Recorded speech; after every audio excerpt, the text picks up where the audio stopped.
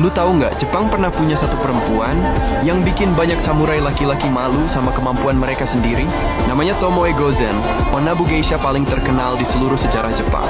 Di era ketika perempuan cuma dianggap penjaga rumah, Tomoe muncul sebagai komandan perang yang dicatat resmi dalam Heike Monogatari, kitab sejarah terpenting era itu. Tomoe diperkirakan lahir sekitar 1157 sampai 1160 di Echizen dari keluarga samurai kelas menengah. Berbeda dengan kebanyakan perempuan waktu itu, Tomoe dilatih bertarung dari kecil. Naginata, memanah dari kuda, duel pedang, taktik perang, bahkan komando pasukan kecil. Dia bukan sekadar perempuan yang bisa bertarung, tapi benar-benar dibesarkan sebagai prajurit garis depan. Karier militernya dimulai saat bergabung dengan Minamoto no Yoshinaka atau Kiso Yoshinaka. Statusnya masih diperdebatkan. Ada yang bilang dia pengawal elit, ada yang bilang dia istri perang. Yang jelas satu, Tomoe adalah tangan kanan Yoshinaka, dan salah satu komandannya yang paling diandalkan.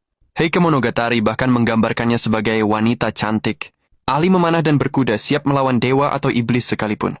Ini bukan hiperbola, catatan. Sejarah jarang memberi pujian kayak gitu pada perempuan. Tomoe ikut dalam kampanye Yoshinaka menaklukkan Shinano, memimpin unit-unit kecil dalam pertempuran, dan ikut saat Yoshinaka merebut Kyoto dari klan Taira. Tapi setelah memasuki Kyoto, Yoshinaka bentrok dengan saudaranya sendiri, Minamoto no Yoritomo, pendiri shogun pertama Jepang. Untuk menghancurkan Yoshinaka, Yoritomo mengirim dua jenderal terbaiknya, Yoshitsune dan Noriyori. Tomoe tetap bertahan di sisi Yoshinaka meskipun odds-nya nggak masuk akal. Semua memuncak di pertempuran Awazu 1184.